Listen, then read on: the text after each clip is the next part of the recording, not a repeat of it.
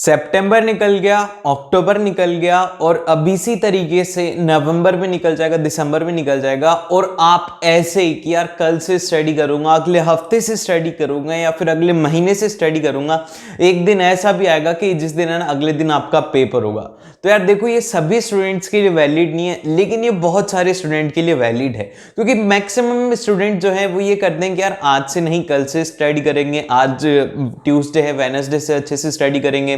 तो इस तरीके से आपने ना अपने एक बार पीछे थोड़ा देखो कि आपने अपना कितना टाइम निकाल दिया है। अप्रोक्सीमेटली 70% जो टाइम है वो आपका निकल चुका है। अब बचा है 30%, मतलब आपके पास में सिर्फ और सिर्फ 3 महीने बचे हैं। अगर सही ढंग से बताऊं तो 90 डेज बचे। अब एग्जैक्टली 90 डेज भी नहीं है, क्योंकि जनवरी को पूरा इंक्लूड करने के बाद में 90 होंगे, लेकिन ये 90 डेज नहीं है, क्योंकि जनवरी के एंड में हो सकता है कि आप लोगों के प्री बोर्ड्स अरेंज हो जाएं।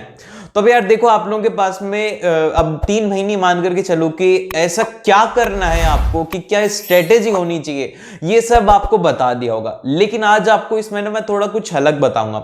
अब आप लोगों में से बहुत सारे लोग इसलिए रुके हुए हैं कि भैया कुछ अलग ही बता देंगे। ऐसा कुछ भी अलग नहीं बताऊंगा, बस बहुत ही बेसिक बातें बताऊंगा जो कि आपको कोई नहीं बताएगा, जो कि बहुत ही ज्यादा इंपॉर्टेंट है। और ऐसा भी नहीं है कि मैं आप लोगों को ना ऐसे कोई एक चिराग दे दूंगा कि जिसमें जिन आएगा आपके पूरा सिलेबस कंप्लीट हो जाएगा। ये सब कुछ नहीं होना, बेसिक और लॉजिकल बातें करने वाले हैं। सो सबसे फर्स्ट जो काम करना है ना, वो करना है यार आप लोगों को इन 3 महीनों के अंदर अपना एक का एक चैप्टर कंप्लीट करना है, पूरा 100% कंप्लीट करना है। अब 100% कंप्लीट कैसे होता है? 100% कंप्लीट होने का मतलब है कि आपने उसको सही ढंग से क्लास में पढ़ा हो, या फिर आपने कोई भी वन शॉट रिवीजन देखी हो, कोचिंग में पढ़ा हो, जहां कहीं पर बस आपने एक बार उसे पढ़ा है।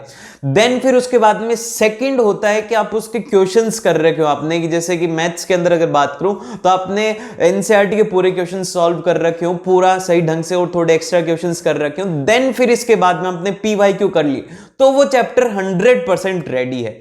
तो अब आपको पूरी लिस्ट बतानी कि यार मेरे ना इतने 100% चैप्टर रेडी हैं और इतना मेरा बाकी है। इससे क्या रहेगा, आपके पास में पूरा प्रूफ रहेगा कि यार मेरे पास में इतना सिलेबस हो गया और इतना बाकी है। इसी से ही आप लोगों को ना बहुत ही अच्छे तरीके से आप इसमें कर सकते हो।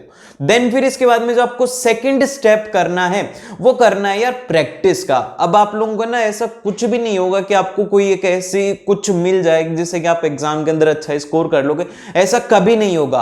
आपको अगर स्कोर करना है तो आपको प्रैक्टिस तो करनी होगी यार। आपको प्रैक्टिस बहुत ही अच्छे तरीके से कंटिन्यू करते जानी जब तक कि आपको है ना फाइनल एग्जाम के अंदर रिजल्ट नहीं मिल जाता। और अभी तो बस यार 3 महीने हैं, 3 महीने सब कुछ भूल जाओ कि क्या हो रहा है क्या नहीं हो रहा, नींद आ रही है, प्यास, सब कुछ छोड़ दो और सही ढंग से अपना ये पढ़ाई करो। और इतना ज्यादा स्ट्रेस मत लो कि यार बस अब 3 महीने बचे, ऐसा नहीं है।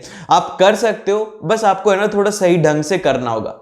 देन फिर इसके बाद में अगर बात करूं कि मैं थर्ड पॉइंट की, जो कि सबसे ज्यादा इंपॉर्टेंट रहेगा, वो है आप लोगों के पास में रिवीजन का। यार बहुत सारे बच्चे गलती करते कि जैसे कि आज चैप्टर पढ़ लेंगे फिर उसको रिवाइज नहीं करेंगे ना, तो अगली बार उतना ही टाइम उसमें फिर से लगता है। जैसे कि आज अगर मैं ट्रिग्नोमेट्री को पढ़ता हूं और अगर मैं उसको 1 हफ्ते तक नहीं देखता, अगले हफ्ते उठाऊंगा तो मेरे को फिर से पूरे फॉर्मूलाज करने पड़ेंगे, फिर से क्वेश्चंस करने पड़ेंगे।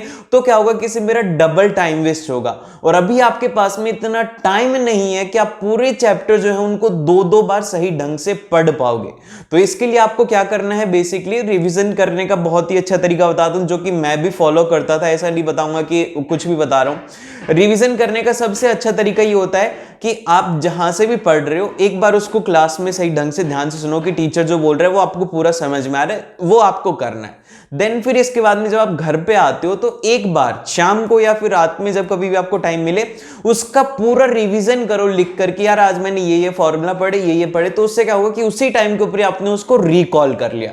देन फिर इसके बाद में उसको नेक्स्ट डे रिकॉल कर लो। अब उसके बाद में आपको क्या करना है कि उसको 1 हफ्ते बाद रिकॉल करना है। तो इससे क्या होगा कि आपको ना 2 बार आपने पहले रिकॉल कर लिया, फिर तीसरी बार उस हफ्ते में हो जाएगा, फिर उसके बाद में उसको 1 महीने में फिर से कर लो। तो इससे क्या होगा कि आपको ना पूरा वो वापस इसे रिवाइज होता रहेगा और आप उसको ना लंबे समय तक याद रख पाओगे। इसी वजह से होता है कि जो टॉपर्स होते हैं ना वो थोड़ा लंबे समय तक याद रख पाते, क्योंकि वो कंटिन्यूस में रिवीजन करते रहते हैं। तो आपको इन 3 महीनों में सभी चैप्टर का मान करके चलो कि आपको कम से कम 4 बार तो रिवीजन करना ही करना है, क्योंकि इसमें फॉर्मूलाज भी होंगे, थ्योरी भी होंगी, क्वेश्चंस भी होंगे, तो ये सब कुछ आपको करना ही करना है। अब इसके बाद में आता है यार लास्ट पॉइंट, जो कि सबसे ज्यादा जरूरी है, सभी स्टूडेंट के लिए बहुत ही ज्यादा जरूरी है। वैसे ये जो चारों पॉइंट है बेसिकली बहुत ही ज्यादा जरूरी है, वो है यहां पर सैंपल पेपर और पीवाईक्यू। अब देखो बहुत सारे बच्चों को डाउट है कि भैया सैंपल पेपर करें या फिर पहले पीवाईक्यू करना क्या चाहिए। तो देखो आप लोगों को एज मैं एडवाइस ही देता हूं कि आपको मैंने अभी वो एग्जांपल दिया था कि आपका 100% चैप्टर जॉब होगा जब आप उसको एक बार सही ढंग से पढ़ोगे, देन फिर उसके बाद में एनसीईआरटी के क्वेश्चन करोगे और फिर उसके बाद में आपको पीवाईक्यू करने। तो यहां पर क्या है कि आपको पहले पीवाईक्यू करने, फिर लास्ट के अंदर जब आपके पास में जनवरी 15 के बाद में आप सैंपल पेपर को लेकर के चल सकते हो कि एक दिन आपने मैथ्स का कर लिया, अगले दिन साइंस का कर लिया, एसएसटी का कर लिया। इससे क्या होगा कि आपको पूरा अंदाजा लग जाएगा कि यार एग्जैक्टली पेपर कैसा आएगा। और इसी के साथ में एक छोटा सा पॉइंट ऐड करता हूं, वो ये है एनसीईआरटी का। यार देखो बहुत ही ज्यादा जरूरी होती है, जो भी कुछ है ना वो आपकी एनसीईआरटी है। एनसीईआरटी के बाहर कुछ भी नहीं आता। सीबीएसई की बाइबल बोलता हूं मैं तो उसे, क्योंकि उससे बाहर कुछ नहीं आता।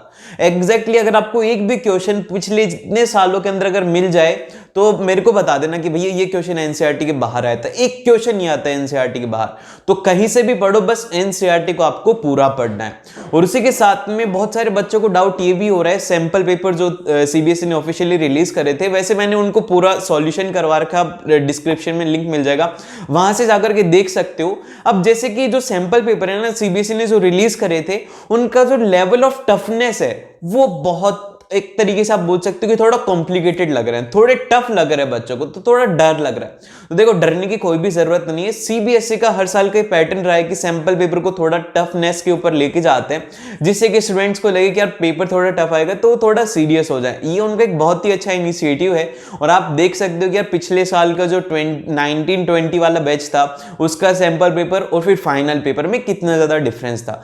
तो अब आपको है ना उसको डरना नहीं है, डरने की कोई बात नहीं। और अभी ये जो 3 महीने इसमें आप बहुत कुछ कर सकते हो, बस एक कमिटमेंट करके जाओ मेरे से कि यस भैया आई विल डू इट, जिससे मेरे को भी अच्छा लगेगा और मेरे को भी लगेगा कि हाँ यार ये स्टूडेंट कर लेगा।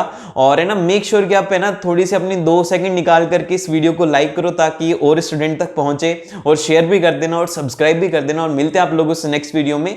क्लास 10th की और ऐसी वीडियोस आपको मिलती रहेंगी। अगर आपने अभी तक इस वीडियो को यहां तक देखे तो कमेंट सेक्शन में जरूर से लिखो द एंड। और फिर इसी के साथ में अगर आपको ब्लूप्रिंट देखना है या फिर आपको सैंपल पेपर देखना है, सभी के लिंक आपको डिस्क्रिप्शन में मिल जाएंगे, वहां से जाकर के आप सभी कुछ देख सकते हो। मिलते हैं आप लोगों से नई वीडियो में।